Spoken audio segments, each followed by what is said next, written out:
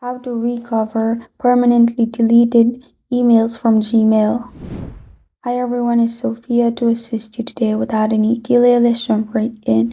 First, go to Chrome and search Gmail messages are missing. Click on the computer option, scroll down and then click on most of my emails are missing.